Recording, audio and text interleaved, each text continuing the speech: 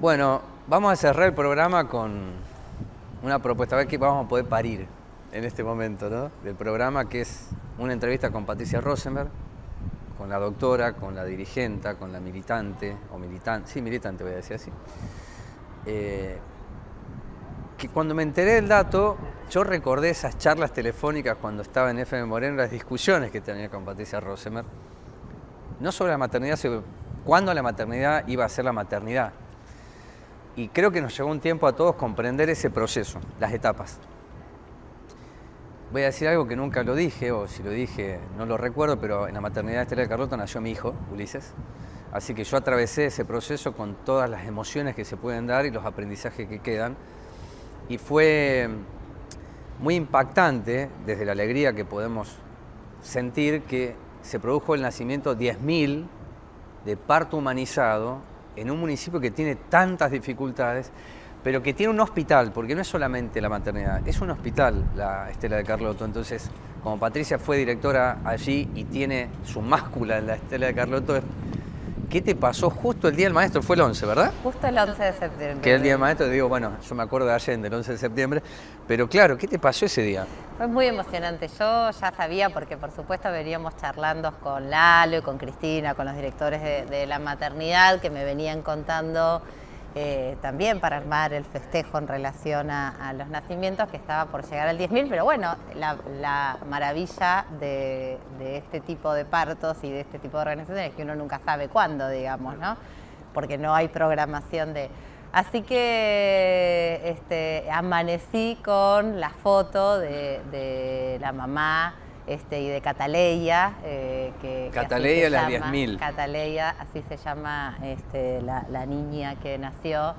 Mucha emoción, que me pasa mucho orgullo, mucha emoción, mucha alegría, porque por supuesto 10.000 no es la producción, pero son los simbolismos que tienen esas cifras. Y entonces, este fin de semana recordábamos esto mismo que vos contás, cuánto nos había costado que naciera Malena, que fue la primera bebé que nació en la maternidad, y cuánto nos costó llegar a los 150 nacimientos, que eran con los 150 años de Moreno, y cuánto nos costaron, pero no es cuánto nos costaron en relación al trabajo, cuántos nos costaron en relación a un proceso que diera cuenta de un hospital que hace una forma de acompañamiento y que se vincula con la vida de las personas y con la salud de una forma distinta. Bueno, una de las charlas y discusiones respetuosas que iba teniendo en ese proceso, que también lo viví como periodista, y por eso señalé que allí viví el nacimiento de mi hijo,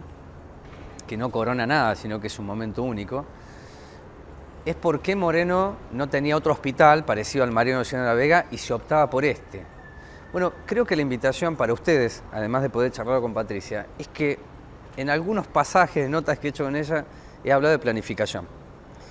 Y hoy cuando digo 10.000, que no es una producción, es que se pensó que aún en las circunstancias que demandaban tal vez mayores complejidades, ¿por qué no pensar en el parto humanizado? ¿Por qué no pensar en una llegada a la vida diferente? Y esa es la razón de la nota. La planificación tenía una concepción que tal vez no se comprendía en ese momento y que tal vez hoy, no por los 10.000, sino porque hay una causa y hay un efecto y hay un resultado.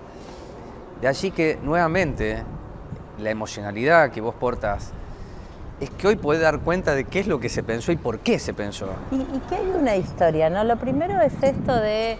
Nosotros nos comimos esto de Moreno no tiene otro hospital, ¿no? Y la maternidad Estela de Carlotto, que yo siempre insisto que hoy incluso tal vez no debería llamarse maternidad, ¿no? El hospital Estela de Carlotto, este lugar donde asistimos, acompañamos y atendemos,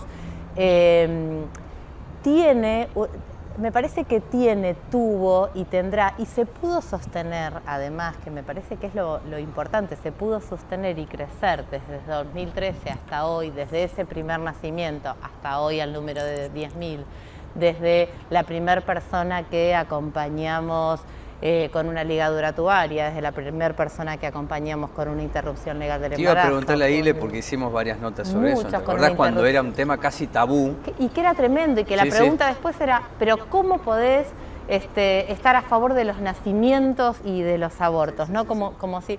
Y me parece que la historia mostró en ese grupo de personas, pero además lo que más mostró es en la comunidad, ¿no? Digo, porque me parece que lo más interesante que tiene la Estela de Carlotto es que la comunidad defiende la Estela de Carlotto, digamos.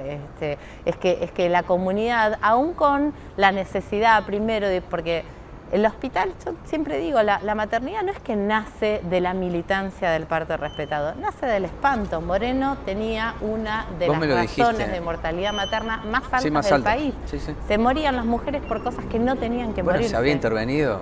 El hospital Mariano y Luciano de la Vega.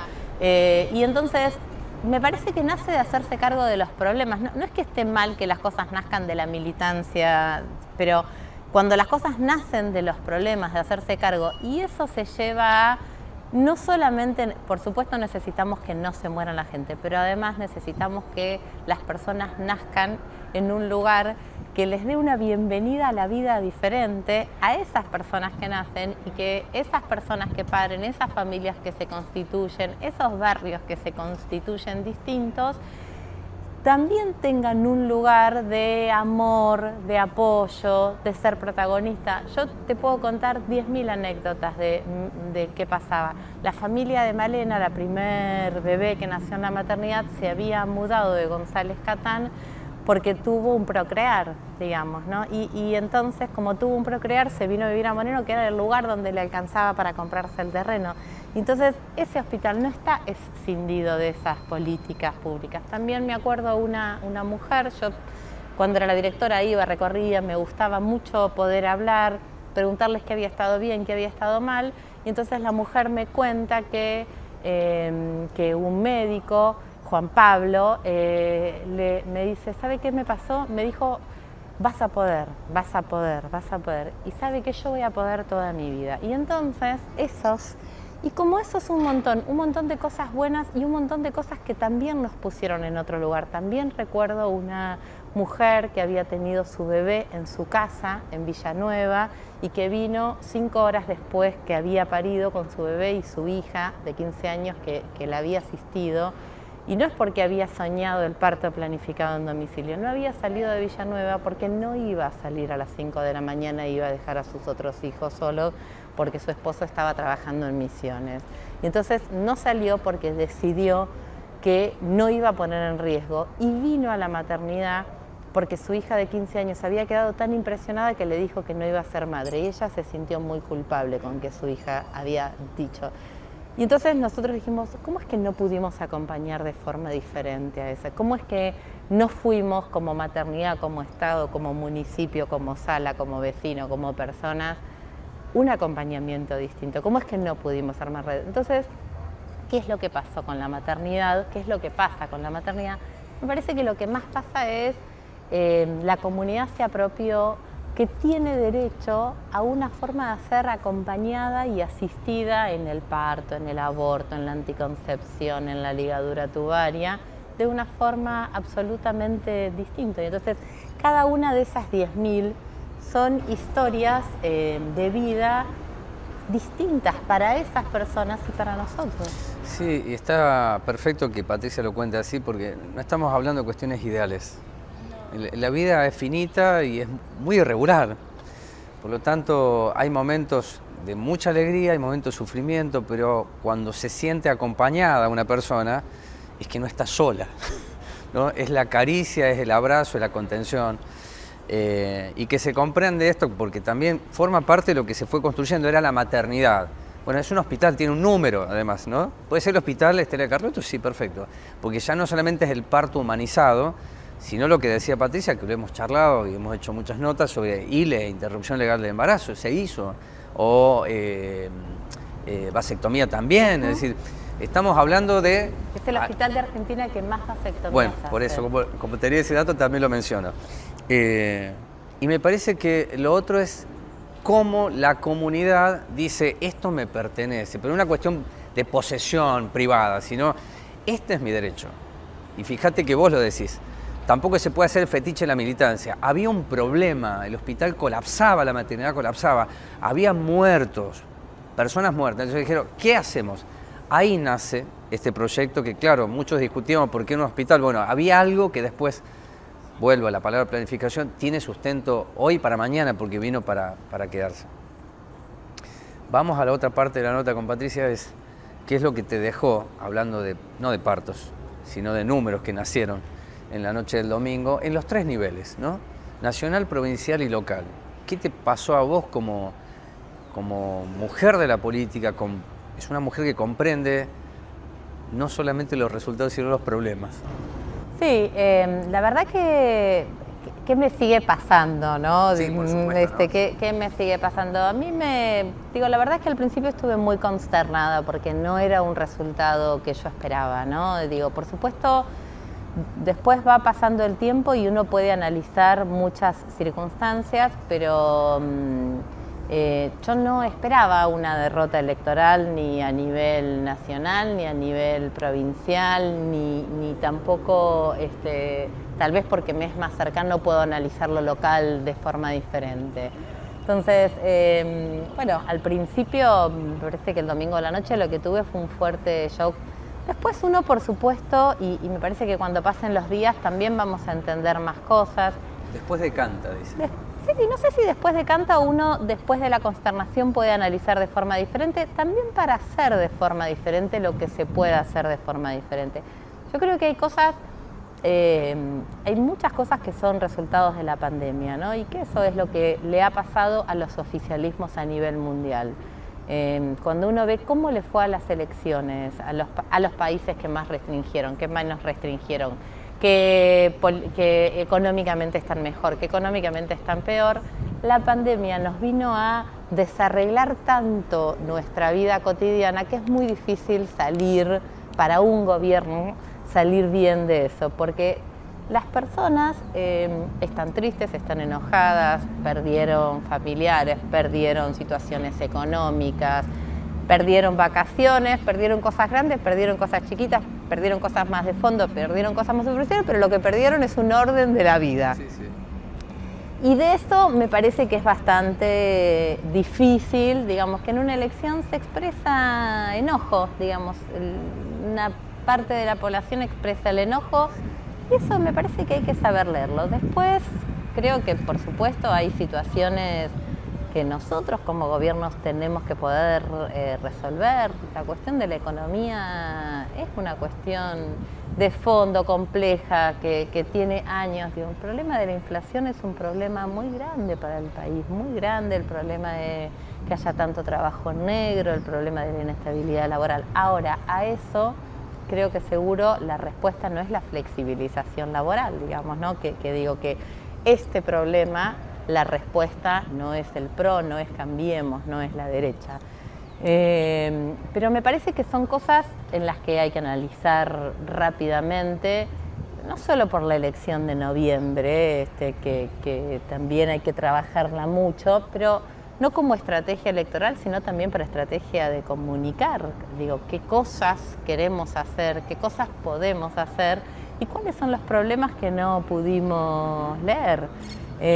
Creo que también la pandemia no terminó, pero es real que estamos en una situación absolutamente distinta a la que estábamos hace unos meses, por la situación sanitaria, por las vacunas, y que esto deviene en un crecimiento económico. El rebote me tenés que decir. Me parece que esto deviene en un crecimiento en los números, pero bueno. Pero hoy esa sensación, hoy la gente le sigue costando... Está en shock, una parte. Sí, y le sigue costando llegar a fin de mes y sigue sin saber qué va a morfar mañana. Y me parece que eso hay que atenderlo. Digo, yo creo que la lectura de esto no es, bueno, los medios de comunicación. Bueno, me parece que hay que hacerse cargo de qué problemas y de cómo los solucionamos desde nuestros principios, digamos, ¿no? Bueno, yo decía en la editorial de hoy que en general he encontrado que la dirigencia política nunca quiere explicar una derrota porque es incómodo, es muy incómodo.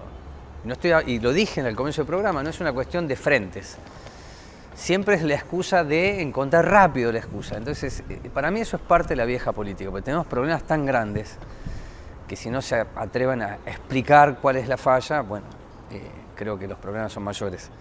Déjame hacerte la última pregunta que tiene que ver con Moreno, porque yo antes de la elección busqué en archivos históricos qué había sucedido en primarias, no en generales. Y entonces me encuentro que si la comparación es 2017, que estaba Festa, bueno, sacó el 40. Que Mariel sacó el 39. Sacó el 38, no llega a 39. Y si miro 2019 son 73.000 votos los que se pierden. 20 puntos menos. 20 puntos menos. Algunos me dijeron hace 5 meses atrás que es lo que iba a perder, cuando todavía había algunos puentes, hoy ya no hay puentes.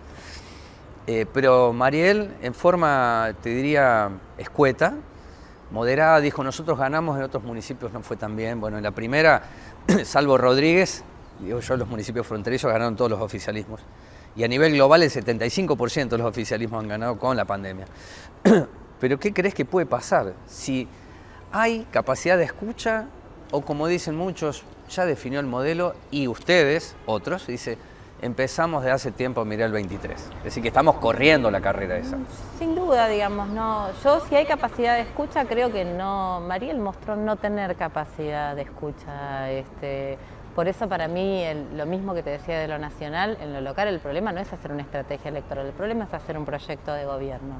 Y entonces, yo no me quiero sentar a hablar de la campaña, digamos, sí de los proyectos de gobierno.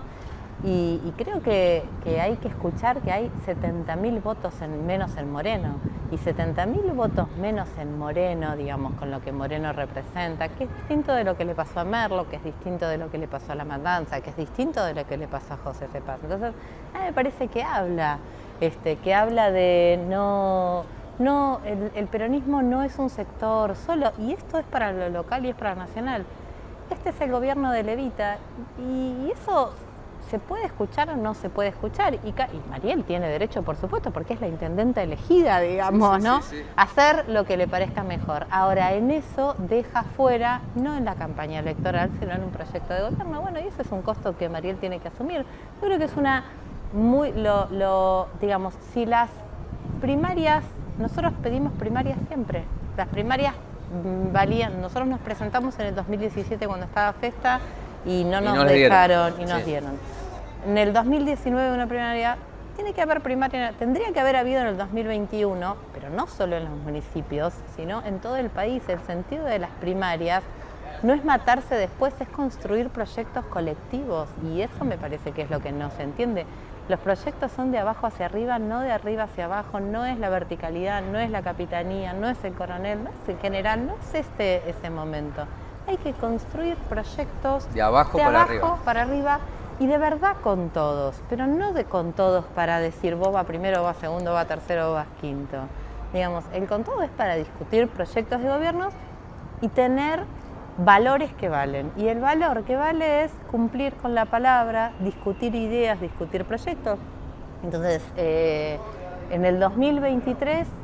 creo que claramente después de la elección se ve que a nivel nacional, a nivel provincial, a nivel local, tiene que haber primarias, y ahí es donde se tienen que dirimir las cosas, si no se puede construir un proyecto común, y hoy Mariel mostró que eso es imposible por fuera de Levita. Breve, me decían que hay un 14% entre abstención y otras cosas que le pertenece al Frente de Todos, que lo van a ir a buscar. Yo digo, la política no es matemática, esto lo aprendí hace muchos años, te digo, ¿no? Preguntale a los encuestadores en esta elección si la política es matemática, ¿no? Claro. Yo creo que creo que hay que ir a buscar a mucha gente que no votó por diversas razones, ¿no? También creo que en estas elecciones el que nos fue a votar a nosotros, al Frente de Todos fue a votar, el que fue a votar a Juntos por el Cambio, el macrismo también fue, y que tal vez hay un porcentaje de la población, o que porque, yo también quiero creer que porque en la primaria del Frente de Todos no se dirimía nada, no fue a votar. También creo que hay gente que, me parece que lo más elocuente es, para gobernar los próximos 2 años y para generar un proyecto de país, realmente se necesitan tener más diputados. Y creo que hay algunas personas que, más allá de lo que votaron las PASO, ante este avance del PRO, digo, más enojados, menos enojados, si nosotros sabemos comunicar y representarlos, nos pueden escuchar, porque también es verdad que la política tiene que ser la transformación, pero no el odio, y me parece que ¿Cuánto tiempo se sostiene votar con el odio? Hay que realmente volver a reconstruir en ideas, en sueños, en proyectos, en esta otra vida. No sé, yo creo que hay mucha gente que no votó y que hay que ir a buscarla. Lo mismo pasa con las vacunas, gente que no se vacunó y hay que ir a buscarla. Pero lo que fundamentalmente tenemos que hacer es escuchar a los que nos votaron hace 2 años y en qué se sienten defraudados, y a ellos hay que ir a buscar.